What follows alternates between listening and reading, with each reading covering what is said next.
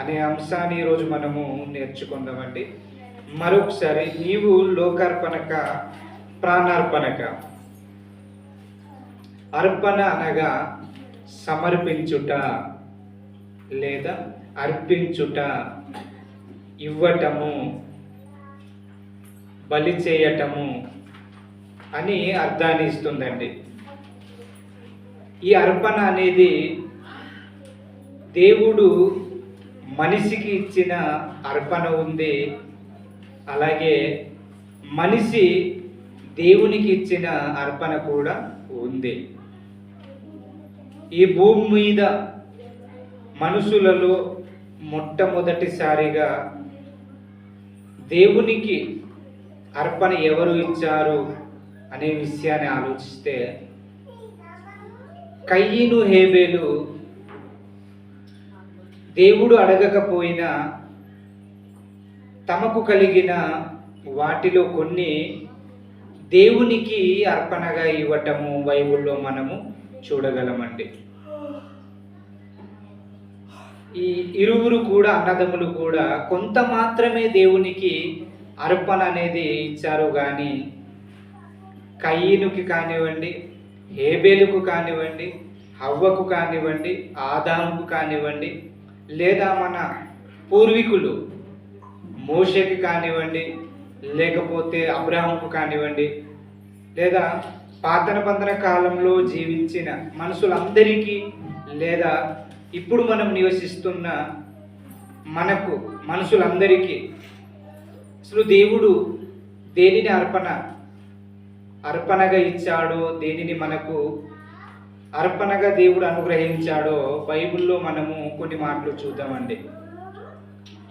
మనుషులుగా మనమైతే కొన్ని మాత్రమే దేవునికి అర్పణ అనేది బలిగా ఇస్తాం, కానీ దేవుడు మనకు లాగా సగం అర్పణ ఏమైనా ఇచ్చాడా, లేకపోతే సంపూర్ణంగా అర్పణగా మనకు కావలసిన వాటిని ఇచ్చాడా అనే విషయం మనకు అర్థం కావాలంటే బైబిల్లో ఒక మాట చూద్దాం. ఆదికాండం 1వ అధ్యాయము 1 నుంచి 31వ వచనాన్ని మనము ఆలోచించుకుందామండి. ఆదికాండం 1వ అధ్యాయము 1 నుంచి 31వ వచనం అండి. నేను చదువుతాను, మీరు జాగ్రత్తగా వినాలని మనం చేసుకుంటున్నాను. ఆదియందు దేవుడు భూమి ఆకాశములను సృజించెను. భూమి నిరాకారముగాను శూన్యముగాను ఉండెను. చీకటి అగాధ జలం పైన కమ్మి ఉండెను. దేవుని ఆత్మ జలముల పైన అల్లాడుచుండెను. దేవుడు వెలుగు కమ్మని పలకగా వెలుగు కలిగెను. వెలుగు మంచిదైనట్టు దేవుడు చూచెను. దేవుడు వెలుగును చీకటిని వేరుపరచెను. దేవుడు వెలుగునకు పగలనియు చీకటికి రాత్రి అనియు పేరు పెట్టెను. అస్తమయమును ఉదయమును కలగగా ఒక దినమాయెను. అస్తమయమును ఉదయమును కలగగా ఒక దినమాయెను. చాలు. మనుషులుగా మన దేవుడు దేనిని అర్పణగా లేదా బలిగా ఇచ్చాడు అన్న విషయం మనం ఆలోచించినట్లయితే ఇక్కడ దేవుడు చెప్తున్నాడండి. ఆదికాండం 1వ అధ్యాయం 1వ వచనంలో ఆదియందు దేవుడు భూమి ఆకాశములను సృజించెను అని ఉంది. అంటే మనకు భూమి కావాలని దేవుడు భూమిని అర్పణగా ఇచ్చాడు. మనకు ఆకాశం కావాలని దేవుడు ఆకాశాన్ని అర్పణగా ఇచ్చాడు. అలాగే ఆకాశంలో కోటాను కోట్ల నక్షత్రాలు ఉన్నాయండి. ఈ నక్షత్రాలన్నిటినీ కూడా దేవుడు మనుషుల కొరకి అర్పణగా ఇచ్చాడండి. ఆకాశమే కాదు, నక్షత్రాలే కాదు, ఆకాశముతో పాటు నక్షత్రాలతో పాటు ఒక సూర్యుని, ఒక చంద్రుణ్ణి, వీటిని ప్రియుల దేవుడు మనందరికీ అర్పణగా ఇవ్వడము జరిగింది. దేవుడు దేన్ని అర్పణగా ఇచ్చాడండి?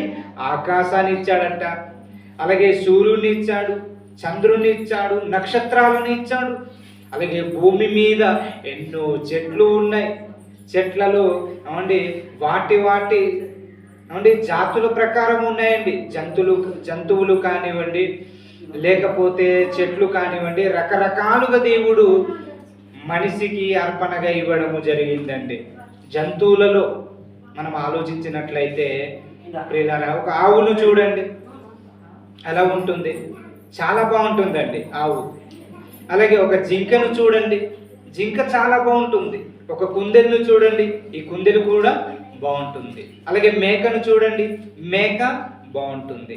అంటే ఒక మేకను కానివ్వండి, లేకపోతే ఒక జింకను కానివ్వండి, ఒక గొర్రెను కానివ్వండి, ఒక ఆవును కానివ్వండి, వీటన్నిటినీ దేవుడు మన కొరకు, మనం అడగకపోయిన దేవుడు మనందరి కొరకు అర్పణగా సంపూర్ణంగా ఇచ్చేసాడండి. అవండి, దేవుడు ఇదిగో భూమిని మాత్రమే మీకు అర్పణగా ఇచ్చాను, ఆకాశము నాది అనుకుంటున్నాడండి. వర్షం మీకు ఇవ్వను, మీకు భూమిని ఇచ్చాను, జంతువులు ఇచ్చాను, వీటన్నిటిని ఇచ్చాను, కనుక నీకు వర్షాన్ని ఇవ్వను అని దేవుడు అనుకున్నాడండి. అనుకున్నాడా? అనుకోలేదండి. మనమైతే దేవునికి సగమైన ఇస్తామేమో కానీ దేవుడు సంపూర్ణంగా ఇచ్చాడట. సంపూర్ణంగా. ఎన్నో భూమి మీద పక్షులు ఉన్నాయి, పక్షుల్లో రకాలు, అలాగే ఎన్నో కోళ్ళు, ఎన్నో చేపలు, ఎన్నో మాంసాహారాలు, ఎన్నో కాయలు, ఎన్నో పళ్ళు, అంటే ఎన్నో మరి మల్లె పువ్వులు కానివ్వండి, చామంతి పువ్వులు కానివ్వండి, అంటే ఏమండి, లేకపోతే ఈ సృష్టిలో ఎన్నో పువ్వులు కానివ్వండి, జంతువులు కానివ్వండి, వీటన్నిటినీ దేవుడే మనందరి కొరకు అర్పణగా ఇవ్వడము జరిగిందండి. ఇంక ఇవి మాత్రమేనండి? కాదండి. ఇంకా మనం ఆలోచించినట్లయితే ఈ ప్రకృతిలో ప్రియులారా ఎన్నో ఉన్నాయి. ఒకసారి ఆలోచన చేయండి, ఆలోచించండి. ఇప్పుడు మనం బ్రతకగలుగుతున్నామంటే, ఊపిరి పీల్చి మనం జీవిస్తున్నామంటే గాలి ఉందండి. గాలి లేకపోతే అంటే మనం బ్రతకలేం. మనం బ్రతకాలని దేవుడు గాలినట అర్పణగా ఇచ్చాడు. అలాగే మన కొరకు దేవుడు అంటే ఒక వర్షాన్ని అర్పణగా ఇచ్చాడు. ఇలా ప్రకృతిలో ఎన్నో పళ్ళండి. జామ పండు గురించి ఆలోచిస్తావా? బత్తాయి పండు గురించి ఆలోచిస్తావా? అంటే పనస పండు గురించి ఆలోచిస్తావా? ఏ పండైనా, ఏ కాయైనా ఆలోచించండి. ఇవన్నీ ప్రియులారా దేవుని వలనే కలిగింది. దేవుడే మన కొరకు వీటన్నిటిని అర్పణగా ఇచ్చాడు. అంటే దీన్ని బట్టి ఆలోచిస్తే మనుషులందరి కొరకు, మనం దేవుని అడగకపోయినా మన కొరకు సృష్టిలో ఎన్నిటినో దేవుడు మన కొరకు అర్పణగా ఇవ్వడము జరిగిందండి. ఇంకా మనం ముందుకు వెళ్ళి ఆలోచించినట్లయితే హేబేలు సందర్భాన్ని, కయీను సందర్భాన్ని మనం ఆలోచన చేద్దామండి. ఇంతవరకు దేవుడు మన కొరకు సృష్టిని అర్పణగా ఇచ్చాడని మనం తెలుసుకున్నాం. ఇకపోతే కయీను, హేబేలు దేవునికి దేనిని అర్పణగా ఇచ్చారు అన్న విషయం మనకు అర్థం కావాలంటే ఆదికాండం 4వ అధ్యాయం, ఆదికాండం 4వ అధ్యాయం 3 నుంచి 4వ వచనం వరకు అండి. 2వ వచనం నుంచి కూడా చదువుదాం. తరువాత ఆమె అతని తమ్ముడును హేబెల్ను కనెను. మొదటి వచనం నుంచి చదువుకుందాం. ఆదికాండం 4వ అధ్యాయం 1 నుంచి 4వ వచనం వరకు. ఆదాము తన భార్య అయిన హవ్వను కూడినప్పుడు ఆమె గర్భవతి కయీనును కని, యెహోవా దయ వలన నేను ఒక మనసును సంపాదించుకున్నానెను. తరువాత ఆమె అతని తమ్ముడునకు హేబేలును కనెను. హేబేలు గొర్రెల కాపరి. చూడండి, ఇక్కడ హవ్వట కయీనును కంటుంది, హేబేలును కంటుంది. ఈ హేబేలు ఏ పని చేసేవాడు అనే విషయాన్ని ఆలోచిస్తే, ఏ పని, ఏ వృత్తి చేసేవాడు అన్న విషయం మనకు అర్థం కావాలంటే 2వ వచనం అండి. హేబేలు గొర్రెల కాపరి. అంటే ఆయన వృత్తి, ఆయన పని ఏంటంటే గొర్రెల కాపరట. అంటే గొర్రెలను కాసేవాడు, ఒక కాపరి. అలాగే కయీను భూమిని సేద్యపరచువాడు. కయీను ఎవరు? భూమిని సేద్యపరచువాడు అంటే రైతు. ఒక కయీను రైతుగా కనబడుతున్నాడు, ఒక హేబేలు ఒక గొర్రెల కాపరిగా కనబడుతున్నాడండి. ఈ ఇరువురు అర్పణను దేవుడు, ఎవరి అర్పణను అంగీకరించాడు, ఎవరి అర్పణను దేవుడు అంగీకరించలేదు అన్న విషయాన్ని మనము ఆలోచించినట్లయితే 4వ వచనంలో హేబేలు కూడా తన మందలో తొలుచూలు పుట్టిన వాటిలో క్రొవ్విన వాటిని కొన్ని తెచ్చెను. యెహోవా హేబేలును అతని అర్పణను లక్ష్య పెట్టెను. 5వ వచనం. కయీను అతని అర్పణను ఆయన లక్ష్య పెట్టలేదు. అంటే హేబేలు అర్పణను దేవుడు స్వీకరించాడట, కయీను అర్పణను దేవుడట స్వీకరించలేదటండి. చూడండి, అంటే కయీను ఎలా ఇచ్చి ఉంటాడు ఒకసారి ఆలోచన చేయండి, హేబేలు ఎలా ఇచ్చి ఉంటాడు ఒకసారి ఆలోచన చేయండి. అంటే కయ్యను ప్రియులారా ఒకవేళ మనస్ఫూర్తిగా ఏమండి ఒక శుద్ధ మనసు కలిగి, ఒక మంచి మనసు కలిగి మనస్ఫూర్తిగా ఇవ్వలేదేమో, దానికి ఏమంటే దేవుడు అర్పణ తీసుకోలేదేమో. కానీ ఇక్కడ హేబేలు అర్పణనట దేవుడు స్వీకరించాడటండి. అంటే శ్రేష్టమైన అర్పణను హేబేలు గారు అర్పించినట్టు హెబ్రీలకు రాసిన పత్రికలో ఉంటుందండి. శ్రేష్టమైన అర్పణ 11వ అధ్యాయము 4వ వచనంలో కయ్యను కంటే హేబేలు మరి శ్రేష్టమైన అర్పణను దేవునికి అర్పించెను అని ఉంది. అంటే హేబేలు అర్పణను దేవుడు స్వీకరించాడు, కయ్యను అర్పణను దేవుడు స్వీకరించలేదు. ఇక్కడ ఇద్దరిని మన జీవితంలో ప్రియులారా మనము కూడా వారి వలె ఒకవేళ బ్రతుకుతున్నామా లేకపోతే ఎలా జీవిస్తున్నామా అనే విషయాన్ని కూడా మనం పరీక్ష చేసుకోవాలండి. మనం పరీక్షించుకోవాలి. ఒకవేళ మనము హేబేలు వలె శ్రేష్టమైన దాన్ని దేవునికి ఇస్తున్నామా లేకపోతే కయ్యను వలె దేవునికి బలిస్తున్నామా అనే విషయాన్ని కూడా ఆలోచన చేయండి. ఇక్కడ కయ్యను సందర్భం అండి, హేబేలు సందర్భం అండి, మనకు అవసరం లేదు అని మనం అనుకోవచ్చు, తప్పండి, అది కాదు. అంటే ఇక్కడ కయ్యనులంటే మనసు కలిగి ఒకవేళ దేవునికి అర్పణ ఇస్తే మన అర్పణను దేవుడు స్వీకరించడు. అంటే మనలను దేవుడు స్వీకరించాలంటే, మన అర్పణను దేవుడు అంగీకరించాలంటే, మన బలిని దేవుడు అంగీకరించాలంటే ఒక హేబేలు వలె మరి శ్రేష్టమైన దానిని మనము కూడా ఇస్తేనే కానీ మన అర్పణను దేవుడు స్వీకరించాడండి. కనుక కయ్యను అర్పించినట్టు మనము అర్పించకూడదు. హేబేలు అర్పించినట్టు మరి శ్రేష్టమైన దాన్ని అర్పిస్తేనే కానీ దేవుడు మన అర్పణను తీసుకోడు అంటున్నాడండి. ఇంకా మరికొన్ని మాటలు చూద్దామండి. చూడండి, మరి ప్రారంభ కాలంలో మరి యేసుక్రీస్తు కాలంలో ఎంతోమంది అపోస్తలు ఉన్నారు, అలాగే స్త్రీల సమాజం వారు కూడా ఉన్నారు. మరి వీళ్ళు అపోస్తలు లేదా ప్రారంభ సంఘం దేవునికి దేనిని అర్పణగా ఇచ్చారు, ఎలాంటి దానిని దేవునికి అర్పణగా సమర్పించారు అనే విషయం మనకు అర్థం కావాలంటే అపోస్తల కార్యాలు 2వ అధ్యాయము 44వ వచనం అండి. అపోస్తలుల కార్యములు 2వ అధ్యాయము చూడండి. అపోస్తలుల కార్యములు 2వ అధ్యాయము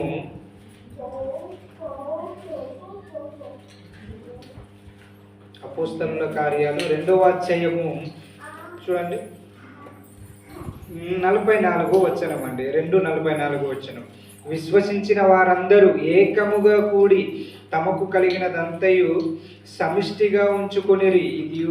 ఇదియుగాక వారు తమ చరస్థిరాస్తులను అమ్మి అందరికి వారి వారి అక్కర కొలది పంచిపెట్టిరి. చూడండి, అపోస్తలు తమకు కలిగిన దాన్ని అమ్మేసి సహోదరులకు పంచిపెట్టడం జరిగిందంటే, అంటే దేవుని పనుల కోసం, అంటే దేవుని పని కోసం, అంటే ప్రభువు కోసం అని, దేవుని పనుల కోసం అని ఇక్కడ తమకు కలిగిన అది ఇల్లు కానివ్వండి, బంగారం కానివ్వండి, పసుపు దొడ్డి కానివ్వండి, లేకపోతే మరి ఏదైనా తమకు కలిగిన ప్రతి దానిని ప్రియులారా తమకు కలిగిన దానిని అమ్మేసి అపోస్తలుల పాదాలకు తీసుకెళ్లారట. అంటే దేవునికి తమకు కలిగిన దానినట దేవునికి అర్పణగా ఇవ్వడం జరిగిందంటే, బలిగా ఇవ్వడము జరిగింది. సమర్పించారట. ఇదిగో మాకు ఇల్లు ఉన్నాయి, ఈ ఇల్లును అమ్మేసి దేవుని పని కొరకు ఇదిగో డబ్బులు ఉపయోగించండి. ఇదిగో మాకు బంగారం ఉంది, ఈ బంగారాన్ని మేము అమ్మేసి మేము డబ్బులు తీసుకుని వచ్చాము కనుక ఇదిగో ఈ డబ్బును మీరు తండ్రి పనుల కోసం మీరు ఉపయోగించండి అని ప్రారంభ సంఘం అపోస్తలులు తమకు కలిగిన వాటిని దేవునికి అర్పణముగా బలిగా ఇవ్వడము జరిగింది. లూకాసు వార్త చూడండి 21వ అధ్యాయం. లూకాసు వార్త 21వ అధ్యాయము 1 నుంచి 2 వచనం వరకు అండి. లూకాసు వార్త 21వ అధ్యాయం 1 నుంచి 2 వచనం వరకు. కానుక పెట్టెలో తమ కానుకలను వేయుచున్న ధనవంతులను ఆయన పారజూచెను. చూడండి, కానుక పెట్టెలో ఎంతో మంది అంటే ధనవంతులట కానుక వేస్తున్నారట. అలా కానుక వేస్తున్నప్పుడు యేసుక్రీస్తు వారు అలా చూస్తున్నాడటండి. అలా చూస్తూ అలా చూస్తుండగా ఒక బీద విధవరాలి ఒక కాసును వేస్తుందండి. అలా వేసినప్పుడు ఆమెను గురించి యేసుక్రీస్తు వారు ఏమంటారంటే 2వ వచనంలో, ఒక బీద విధవరాలు 2 కాసులు అందులో వేయిచుండగా చూచి, ఈ బీద విధవరాలు అందరికంటే ఎక్కువ వేసేనని మీతో నిజముగా చెప్పుచున్నాను. వారందరూ తమకు కలిగిన సమృద్ధిలో నుండి కానుకలు వేసిరి, కానీ ఈమె తన లేమిలో తనకు కలిగిన జీవనమంతయు వేసినని వారితో చెప్పాను. చాలండి. ఇక్కడ ధనవంతులట ఎంతో డబ్బును కానుక రూపంగా మరి ఒక పెట్టెలో వేస్తున్నారట, లేదా కానుక ఇస్తున్నారట దేవుని గట్ట. అలా కానుక ఇస్తున్నప్పుడట ఒక బీద విధవరాలు కూడా కనిపించిందట. అలా కనిపించినప్పుడు బీద విధవరాలట 2 కాసులు వేసిందటండి. 2 కాసులట. ధనవంతులు ఎంతో వేల రూపాయలు వేస్తున్నారు, కానీ 2 కాసులు మాత్రమే ఒక బీద విధవరాలు వేసింది. అలా వేసినప్పుడు అందరికంటే ఈమె ఎక్కువ కానుక దేవునికి బలిగా ఇచ్చిందని యేసుక్రీస్తు వారు ఆమెను గురించి పొగుడుచున్నాడు. ఆమెను గురించి సాక్ష్యం ఇస్తున్నాడు. ఇదిగో ధనవంతులైతే ఇదిగో మీరు ఇంత ఇచ్చారు, మీకు కలిగినది కొంత ఇచ్చారు, మీకు ఎంతో ఉంది, కొంత మీరు దాచి కొంత మాత్రమే ఇస్తున్నారు, కానీ తినడానికి రేపు తెల్లవారితే లేదా చీకటి అవ్వగానే తినడానికి తిండి లేదు. కానీ ఏది ఆలోచించకుండా తనకు కలిగినది అంతా కానుక వేసింది. కనుక మీకంటే బీద విధవరాలే గొప్పది అని చెప్తున్నాడండి యేసుక్రీస్తు ప్రభుల వారు. అంటే ఇక్కడ ఒక బీద విధవరాలు అర్పించిన అర్పణను యేసుక్రీస్తు ప్రభుల వారు అంగీకరించాడు. అలాగే ఎంతోమంది ధనవంతులు దేవునికి బలి ఇచ్చారు కానుకలను. అలాగే ఎన్నో కానుక కావచ్చు, డబ్బు కావచ్చు, అర్పణగా ఇచ్చారు. కానీ వాళ్ళ యొక్క బలిని, వాళ్ళ యొక్క అర్పణను యేసుక్రీస్తు వారు స్వీకరించలేదట. కానీ అందరికంటే ఈమె గొప్పగా వేసిందని ఈమె గురించి యేసుక్రీస్తు వారు తెలియజేస్తున్నారండి. ఇంకా అపోస్తలుల కార్యాలు 4వ అధ్యాయం 34వ వచనం చూడండి. అపోస్తలుల కార్యములు 4వ అధ్యాయము 34వ వచనం. 4:34 అండి. భూములనైనను ఇండ్లనైనను కలిగిన వారందరూ వాటిని అమ్మిన వాటి వెల తెచ్చి అపోస్తలుల పాదముల యొద్ద పెట్టుచూ వచ్చిరి. వారు ప్రతి వానికి వాని అక్కర కొలది పంచిపెట్టిరి గనుక వారిలో ఎవ్వనికి కొదవలేకపోయెను. ఇందాక చూసిన సందర్భమే అండి. ఏం చెప్తున్నాడు ఇక్కడ? ఇక్కడ దేవుడు ఏం చెప్తున్నాడండి? ప్రారంభ సంఘం ఏం చేసిందట? తమకు కలిగిన ఇల్లు అండి, తమకు కలిగిన ఆస్తిని ఏం చేశారు? అమ్మేసి అపోస్తలుల పాదాలకు అమ్మి ఆ ఇంటి నుంచి లేకపోతే భూమి నుంచి వచ్చిన ధనాన్ని అపోస్తలుల పాదాలకు తీసుకెళ్ళి పెట్టారటండి. అంటే తమకు కలిగినది ఏది కూడా మాది అనుకోలేదండి. చనిపోతే ఇదిగో ఇల్లు కానివ్వండి, ఆస్తి కానివ్వండి, బంగారం కానివ్వండి, ఏది రాదు. కనుక మనం పరలోకం వెళ్ళాలంటే, లేకపోతే దేవుడు మన అర్పణను అంగీకరించాలంటే, మనకు కలిగిన దాన్ని దేవునికి అర్పణగా ఒక బలిగా ఇవ్వాలని అపోస్తలులు ఆలోచించారండి. అలా ఆలోచించి తమకు కలిగినది ఏది తమదని ఆలోచించకుండా అపోస్తలకు అర్పణగా ఇవ్వడం జరిగిందండి. దేనిని? ఆస్తిని. దేనికి? దేవుని పనుల కోసం, దేవుని పని కోసం వాడాలని ప్రారంభ సంఘం తమకు కలిగిన ధనాన్ని కానివ్వండి, లేకపోతే ఇల్లులను కానివ్వండి, భూములను కానివ్వండి, అన్నిటిని అమ్మేశారట. ఈ స్థానంలో ప్రియులారా మనం ఉన్నామనుకోండి, మనం నిజంగా వీరి వల్ల మనం చేయగలమండి? చేయలేమండి, ఫెయిలైపోతాం. వీరి వల్లే ఒకవేళ మనం చేయగలమా? ఇప్పుడు మనకు ఒక 2 ఎకరాలు ఉందనుకోండి, భూమి, పొలం 1 ఎకరం ఉందనుకోండి. ఇదిగో దేవుని పని ఉంది. దేవుని పనులు మనం ఏం చేస్తాం ఒకసారి ఆలోచన చేయండి. ఏమండి దేవుని పని జరగాలంటే 2 ఎకరాలు భూమి అమ్మి దేవుని పని చేస్తామా? లేదా ఎకరం ఉన్న పొలాన్ని అమ్మేసి దేవుని పని చేస్తామా? చేయలేమండి. అంటే మనకు అంత విశ్వాసం ఉండదు, అంత నమ్మకం ఉండదండి. ఈ భూమిని అమ్మేస్తే నా పిల్లలు ఏమైపోతారు, నేనేమైపోతాను, ఇదిగో ఉన్న భూమిని ఉన్న ఇళ్లను మేము అమ్మేసి దేవుని పనికి ఇస్తే కుటుంబంగా మేమేమైపోవాలి, మేము ఎలా బ్రతకాలని మనం ఆలోచిస్తామండి. కానీ అపోస్తలులు అలా ఆలోచించారండి? ఆలోచించలేదండి. ఉన్నా లేకపోయినా, దేవుడు ఇచ్చిన ఇవ్వకపోయినా, దేవుడు ఇచ్చిన దానిని, అది భూమి అయినా ఇల్లైనా ఏదైనా అది మాది అని అనుకోకుండా దేవుని పనుల కోసం అట్ట అమ్మేశారట. దేవుని పని కోసం అర్పణగా బలిగా ఏమంటే అర్పించారట. దేవునికి అర్పణగా ఇవ్వడము జరిగిందండి దేవుని పనుల కోసం. ఈ భూమి మీద అంటే ఏది ఉంటే ఏంటి, ఉండకపోతే ఏంటి అనుకుని తమకు కలిగిన దాని అంతయు కూడా అపోస్తలుల పాదాలకు తీసుకుని వచ్చి పెట్టారట. అపోస్తలు ఏం చేశారు? దేవుని పని కోసం వాళ్ళు తెచ్చిన ధనాన్ని అట్ట దేవుని పనుల కోసం ఉపయోగించారట అండి. ఇంకా ముందుకు చూద్దాం. తిమోతి రాసిన 2వ పత్రిక, తిమోతికి పౌలు గారు రాసిన 2వ పత్రిక 4వ అధ్యాయం 5-6 వచనం చూడండి. తిమోతి గారికి పౌలు గారు ఒక ఉత్తరాన్ని రాస్తూ 2వ తిమోతిలకు రాసిన పత్రిక, తిమోతి గారికి పౌలు గారు రాసిన 2వ తిమోతి 4వ అధ్యాయము 5-6 వచనం వరకండి. తిమోతి గారికి రాస్తున్నారండి ఒక ఉత్తరాన్ని పౌలు గారు. 5వ వచనం, అయితే నీవు అన్ని విషయంలో మితముగా ఉండుము, శ్రమపడుము, స్వార్థకునిగా పనిచేయము, నీ పరిచర్యను సంపూర్ణముగా జరిగించుము. 6వ వచనం, నేను ఇప్పుడే పానార్పణముగా పోయబడుచున్నాను, నేను వెడలిపోవు కాలం సమీపమై ఉన్నది. చూడండి, పానార్పణముగా పోయబడుచున్నాను అంటున్నాడండి. అంటే పౌలు గారు దేవుని పని కోసమే బలిగా మారిపోయాడండి. పౌలు గారు దేవుని పని కోసం అంటే పానార్పణముగా అంటే దేవునికి అర్పణముగా మారిపోయాడు. సువార్త పనికి వెళ్తున్నాడండి. సువార్త పనికి వెళ్తుంటే ఎంతోమంది గిట్టని వాళ్ళు పౌలు గారిని హింసిస్తారు, రాళ్ళు రువ్వి కొడతారు, అంటే ఎన్నో మరి బిడుగుద్దులు, ఉమ్మువేత్తలు, ఎన్నో నానా రకాలుగా హింసలు చేస్తారండి పౌలు గారికి. ప్రభువు నమ్మకం ఉందేమో ఆయనే అంటే పౌలు గారే దేవుని నమ్మిన వారిని హింసించాడు, కానీ దేవుని నమ్మిన తర్వాత పౌలు గారినే హింసించారండి. అంటే తన చరిత్ర ఏమైపోయిందంటే రివర్స్గా మారిపోయింది.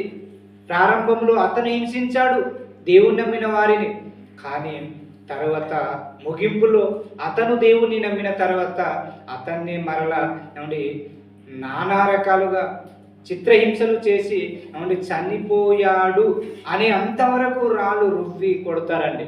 చనిపోయాడని ఏమండి ఒక ప్రాంతంలో జల్లేసి వెళ్ళిపోతారండి. వాళ్ళు వెళ్ళిపోయిన తర్వాత మరలా పౌలు గారు లేచి ఏమండి సువార్త చేయడానికి వెళ్ళిపోతాడండి.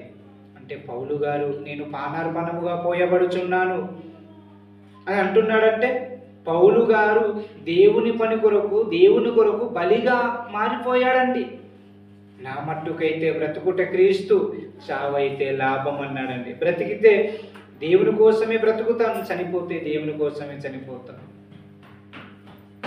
అని యేసుక్రీస్తు వారి గురించి నేను చనిపోతాను, దేవుని గురించి చనిపోతాను అని పౌలు గారు అంటున్నాడండి. అంటే ఒక పౌలు కానివ్వండి, అపోస్తలులు కానివ్వండి, లేకపోతే ఒక హేబేలు కానివ్వండి, ఒక బీద విధవరాలు కానివ్వండి, వీరు దేవునికి శ్రేష్టమైన దానిని దేవునికి అర్పణముగా అర్పించారండి. కనుక వీరి అర్పణను దేవుడు స్వీకరించాడండి.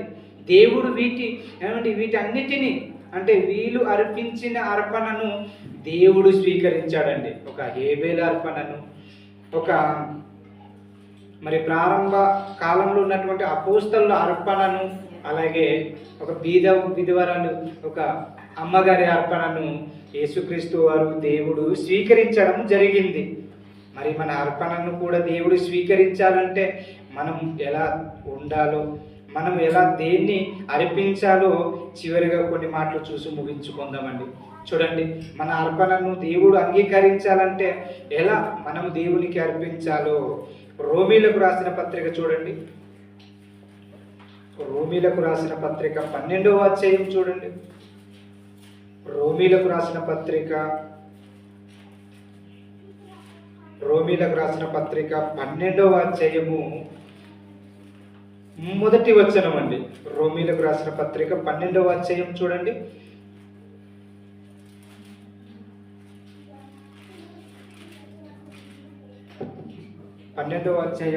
మొదటి వచనం. కాబట్టి సహోదరులారా, పరిశుద్ధమును దేవునికి అనుకూలమునైన సజీవ యాగముగా మీ శరీరములను ఆయనకు సమర్పించుకొనుడని దేవుని వాత్సల్యమును బట్టి మిమ్మును బతిమాలుకొనుచున్నాను. ఇట్టి సేవ మీకు యుక్తమైనది. ఏమంటున్నాడు ఇక్కడ పౌలు గారు?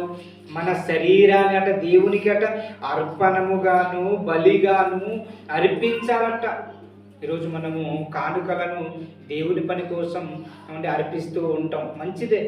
కానుక కూడా దేవునికి ఒక బలిగా అర్పించడం మంచిదే.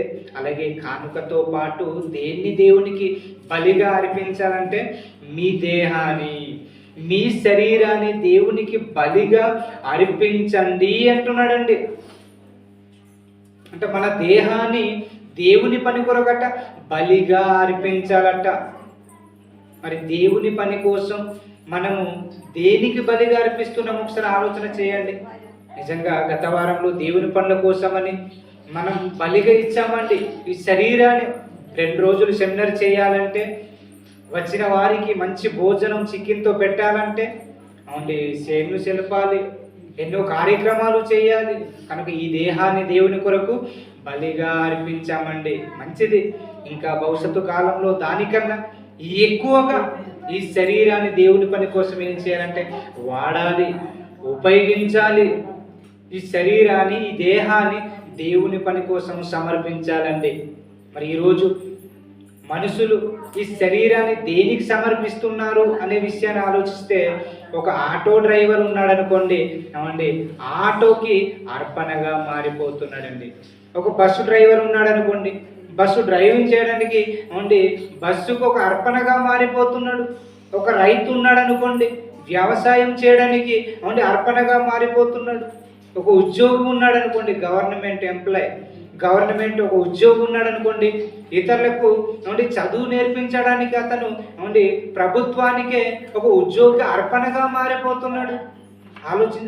ఆలోచించండి, ఆలోచన చేయండి. ఒక మందుబాబు ఉన్నాడు అనుకోండి, మందు తాగడానికి అర్పణగా మారిపోతున్నాడు. ఆలోచించండి. ఈరోజు ఒక్కొక్కరు ఒక్కొక్క విధంగా అర్పణగా మారిపోతున్నారండి. ఒక ప్రియుడు ఉన్నాడు అనుకోండి, ప్రేయస్ కోసం అర్పణగా మారిపోతున్నాడు. తల్లిదండ్రులు ఉన్నారనుకోండి, పిల్లల కోసం అర్పణగా మారిపోతున్నారు. పిల్లలు ఉన్నారనుకోండి, తల్లిదండ్రుల కోసం అర్పణగా మారిపోతున్నారు. అలాగే సమాజంలో ఎంతోమంది విద్యార్థులు ఉన్నారు, లోక చదువును చదువుకునే వాళ్ళు, వీళ్ళు చదువులో అర్పణగా మారిపోతున్నారు. కానీ మనము అర్పణగా మారవలసింది లోకార్పణకు కాదు, చదువుకు అర్పణగా మారిపోవడానికి కాదు, ఉద్యోగానికి అర్పణగా మారిపోవడానికి కాదు. ఇక్కడ మనము అర్పణగా మారిపోవలసిందట దేవుని పని కోసం అట. అదే రోమీలకు రాసిన పత్రిక 12వ అధ్యాయం మొదటి వచనంలో ఏమంటున్నాడు? కాబట్టి సహోదరులారా, పరిశుద్ధమును దేవునికి అనుకూలమునైన సజీవ యాగముగా మీ శరీరములను ఆయనకు సమర్పించుకొనుడని దేవుని వాత్సల్యమును బట్టి మిమ్మును బతిమాలుచున్నాను అంటున్నాడండి పౌలు గారు. అంటే దేవుని పని కొరకు ఈ దేహాన్ని అట్ట అప్పగించాలట అండి, సమర్పించాలట. ఈ దేహాన్ని దేవుని కొరకు ఉపయోగించాలట. ఎంతమంది ఈ దేహాన్ని దేవుని పని కోసం ఉపయోగిస్తున్నారో ఆలోచన చేయండి, బాగా ఆలోచించండి. పాపానికి, వ్యభిచారానికి, దొంగతనానికి, మర్డర్ చేయడానికి, ఏదో ఆడటానికి, పాడటానికి తప్ప ఈ శరీరానికి ఉపయోగిస్తున్నారు తప్ప దేవుని పనుల కోసం ఉపయోగించట్లేదండి. కనుక దేవుని పనుల కోసమే మీరు ఉపయోగించాలని, మీ శరీరాన్ని నాకు సజీవ యాగంగా సమర్పించాలి అన్నాడండి. చివరిగా ఒక మాట చూసి ముగించుకుందాం. ఎఫెసీయులకు రాసిన పత్రిక 5వ అధ్యాయం 2వ వచనం చూడండి. ఎఫెసీయులకు రాసిన పత్రిక 5వ అధ్యాయం 2వ వచనం, క్రీస్తు మిమ్మును ప్రేమించి పరిమళ వాసనగా ఉండుటకు మన కొరకు తన్ను తాను దేవునికి అర్పణముగాను బలిగాను అప్పగించుకొనెను, అలాగునని మీరు ప్రేమ కలిగి నడుచుకొనుడి. చూడండి, అంటే యేసుక్రీస్తు ప్రభుల వారట మన కోసం ఎలా మారిపోయాడటండి? బలి పశువుగా వధింపబడ్డాడట, బలిగా అర్పించుకున్నాడటండి. దేవుని కొరకు, దేవుని పని కొరకు, మన కొరకు సిలువలో చనిపోయాడండి. అంటే తన దేహాన్ని మన కొరకు సమర్పించాడండి. ఎందుకు? మనం పాపులమని. మనం పాపం చేస్తే ఏమండి పక్క వాళ్ళు ఎవరైనా ప్రాణం పెడతారండి? ఎవరు పెట్టరు. స్నేహితులు కానీ, బంధుమిత్రులు కానివ్వండి, లేకపోతే ఎవరైనా మన కోసం ప్రాణం ఎవరైనా పెట్టగలరండి? ఎవరు పెట్టలేరు. కానీ మనము నశించకూడదనట, మనం పరలోకం వెళ్ళాలని యేసుక్రీస్తు ప్రభుల వారట మన కోసమే బలైపోయాడు. మన కోసం ఎన్నో నిందలు, ఎన్నో అవమానాలు, ఎన్నో కష్టాలట అనుభవించాడు. ఈరోజు ప్రపంచవ్యాప్తంగా ఏం చేస్తున్నారంటే యేసుక్రీస్తు ప్రభుల వారు తిరిగి లేచాడు అని ఏమండి గుడ్ ఫ్రైడే ఆరాధన చేసుకుంటున్నారండి. శుక్రవారం కూడా చేశారు. ఈరోజు ప్రపంచవ్యాప్తంగా ఎంతమంది అయితే క్రైస్తవులు ఉన్నారో వాళ్ళందరూ ఏమండి రంగురంగు బట్టలు వేసుకొని ఏమండి మంచి బిర్యానీ, మంచి చికెన్ వండి ఏమండి చక్కగా దేవుణ్ణి ఆరాధించాలని ఏమండి చాలా చక్కగా ఈరోజు ఆనందం కలిగి ఉన్నారండి. ప్రపంచ చరిత్రలో మనం క్రైస్తవ సమాజాన్ని ఆలోచిస్తే, అమెరికా దేశాన్ని ఆలోచించిన, లేకపోతే మన దేశంలో ఉన్న మనుషులను అనగా క్రైస్తవులను ఆలోచించిన వీళ్ళందరూ యేసుక్రీస్తు వారు తిరిగి లేచిన రోజు, శుక్రవారం రోజు చనిపోయాడు కనుక అంటే ఆదివారం తిరిగి లేచాడు అని గుడ్ ఫ్రైడే అని అంటే యేసుక్రీస్తు వారు చనిపోయి తిరిగి లేచిన దినం అని ఈరోజు దేవుణ్ణి ఆరాధిస్తున్నారండి. మంచిదే. కానీ ఈరోజు చూడండి, చాలామంది మన ఊరిలో కూడా దేవుని నమ్మిన వాళ్ళే చర్చికి రాలేకపోతున్నారు. అంటే దేవుణ్ణి జ్ఞాపకం చేసుకోవడానికి ఇదిగో యేసుక్రీస్తు ప్రభుల వారు మన కోసం చనిపోయి లేచాడు కనుక దేవుణ్ణి మహింపరచాలి అని ఇంగిత జ్ఞానం కానీ ఇంగిత ప్రేమ కూడా లేదండి. కనుక చాలామంది ఆరాధనకి రాలేకపోయారు. వచ్చిన వాళ్ళు మీరు అదృష్టవంతులు. చూడండి, యేసుక్రీస్తు ప్రభుల వారట మన కోసం అట ఏమైపోయాడట? బలిగా మారిపోయాడటండి. చూడండి, దేవుడు మన కొరకు ప్రియులరా ఒక యేసుక్రీస్తు వారిని బలిగా ఇచ్చాడు. మనం బ్రతకాలని, మనం పరలోకంలో వెళ్ళాలని, అలాగే మనం జీవించాలని దేవుడు ఈ సృష్టిని అర్పణగా ఇచ్చాడు. ఈ భూమిని ఇచ్చాడు, ఆకాశంని ఇచ్చాడు, ఈ ప్రకృతి అంతటిని మన కొరకు అర్పణముగా బలిగా ఇచ్చాడు. ఎన్ని ఇచ్చిన దేవునికి మనం దేన్ని దేవుని మన కొరకు అర్పణగా ఇవ్వాలో, దేన్ని మనము దేవునికి సమర్పించాలో చివరిగా ఒక మాట చూద్దామండి. చూడండి, యేసుక్రీస్తు వారు మన కోసం బలైపోయాడు కదా, మనం ఎవరి కొరకు ప్రాణం పెట్టాలో ఒకే ఒక మాట చూసి ముగించుకుందాం. యోహాను రాసిన మొదటి పత్రిక 3వ అధ్యాయం 16వ వచనం, ఆయన మన నిమిత్తం తన ప్రాణం పెట్టెను గనుక దీని వలన ప్రేమ ఎట్టిదని తెలుసుకొనుచున్నాము. మనము కూడా సహోదరుల నిమిత్తం మన ప్రాణములను పెట్ట బద్దులమై ఉన్నాము. అంటే యేసుక్రీస్తు ప్రభుల వారట మన కోసం అట ప్రాణం పెట్టాడట, మన కోసం బలైపోయాడట. మనం దేనికోసం బలైపోవాలి? మనము కూడా మన సహోదరుల కోసం ప్రాణం పెట్టాలండి. మనము కూడా మన సహోదరుల కోసం అంటే దేవుని కోసం, దేవుని పనుల కోసం మనం మరణించాలి. ఈ దేహాన్ని, ఈ శరీరాన్ని సజీవ యాగముగా దేవుని పని కోసం సమర్పించాలండి. ఒక కోడి బ్రతికి మనల్ని బ్రతికించడానికి బలైపోతుంది, చనిపోతుంది. ఒక మేక బ్రతికి చనిపోయి మనకు బ్రతుకు ఇస్తుంది. అలాగే ఒక ఆవు బ్రతికి మన కోసం మనను బ్రతికించడానికి బలైపోతుందండి. గాలి బ్రతికి మన కోసం బలైపోతుంది. అంటే నీరు మన కోసం బ్రతికి బలైపోతుంది. ప్రకృతిలో ప్రతీది కూడా మన కోసం బ్రతికి చనిపోతుంది మనకు బ్రతుకునివ్వడానికి. అలాగే అంటే యేసుక్రీస్తు ప్రభుల వారు కూడా మనం పరలోకం వెళ్ళాలన్నట మన కోసం ప్రాణం పెట్టాడంట. మనము కూడా మన సహోదరుల కోసం ఏమైపోవాలంటే మన ప్రాణాన్ని మన సహోదరుల కోసం ప్రాణం పెట్టాలి. అని ఎవరైనా దేవుని కోసం ప్రాణాలు ఇచ్చేవారు ఉన్నారండి? అంత తెగింపు ఉందండి? లేదు. అవసరమైతే ధనం కోసం చనిపోతారు, అంటే బంగారం కోసం చనిపోతారు, ఆవుల కోసం చనిపోతారు, ప్రేయసి కోసము, తల్లిదండ్రుల కోసం, చదువుల కోసం బలైపోతున్నారు, చనిపోతున్నారు. కానీ ఇదిగో ప్రపంచ చరిత్రలో మొట్టమొదటిసారిగా ఇదిగో భారతదేశంలో కానివ్వండి, ఇంగ్లాండ్లో కానివ్వండి, ఇదిగో ఫలానా అతను ఇదిగో దేవుని పని కోసం చనిపోయాడని పేపర్లో పడిందండి. లేదు, పడలేదు. పోనీ టీవీలో చూసామండి, చూడలేదు. ఇదిగో ప్రపంచ దేశాలు ఏ వార్తలు కనిపిస్తున్నాయండి? అమెరికా దేశంలో ఉన్న వార్తలు చూస్తారా, భారతదేశంలో ఉన్న వార్తలు చూస్తారా? ఎక్కడ చూసిన ఇదిగో 10th క్లాస్ పాస్ అవ్వలేదు కనుక ఇదిగో ఒక విద్యార్థి చనిపోయాడు. ఇదిగో రైతు సరైన పంట పండలేదని రైతు పంట కోసం చనిపోయాడు. ఇదిగో తల్లిదండ్రులు పిల్లల కోసం చనిపోయారు. ఇలాంటి వార్తలు మనకు కనబడుతున్నాయి. కానీ దేవుని కోసం తెగించి చనిపోయేవారు ఇదిగో ఈ పలానా గ్రామంలో, పలానా దేశంలో, పలానా ప్రాంతంలో, ఈ ప్రపంచంలో ఆరిన నేలలు ఇదిగో అక్కడ ఉన్నారు అని ఏ చరిత్రకారులు దేవుని కోసం ప్రాణాలు పెట్టేవారు సమాజంలో కరువైపోయారండి, దొరకరు. కానీ ఇక్కడ ప్రియులారా, మనం ఏం చేయాలంటే యేసుక్రీస్తు వారు ఎలాగైతే మన కోసం ప్రాణం పెట్టాడు, అలా దేవుని కోసం ఎదుటి మనిషిని సంరక్షించుకోవడానికి, కాపాడటానికి మనము కూడా మన ప్రాణాన్ని సమర్పించాలి అంటున్నాడండి. కాబట్టి ప్రియులారా, దేవుడు ప్రేమించి సృష్టిని అర్పణగా ఇచ్చాడు, అలాగే యేసుక్రీస్తుని అర్పణగా ఇచ్చాడు. అలాగే ప్రారంభ సంఘం దేవునికే తమకు కలిగిన దాన్ని అర్పణగా ఇవ్వడం జరిగింది. మరి మనం మన దేహాన్ని, మనకు కలిగిన దాన్ని దేవునికి అర్పణగా ఇచ్చి మనము కూడా పరలోకం చేరుకుంటాము, లేదా మన శరీరాన్ని, మన యొక్క ఆయుష్కాలాన్ని దేవుని పని కోసం బలిగా ఇవ్వకుండా లోకం కోసం బలిగా మారిపోయి నరకానికి జారిపోతామో మనలోనే నిర్ణయం ఉందండి. కనుక మనం పాతాళానికి వెళ్లకుండా ఉండాలంటే దేవుని పనుల కోసం మనమందరం కుటుంబం సమేతంగా దేవుని పని కోసం బలిగా మారి మనమందరం పరలోకం వెళ్ళాలని కోరుతూ ఈయన తండ్రి మాటలు ముగిస్తున్నాను. Thank you. ప్రియులారా, ద్రాక్షరస కార్యక్రమాన్ని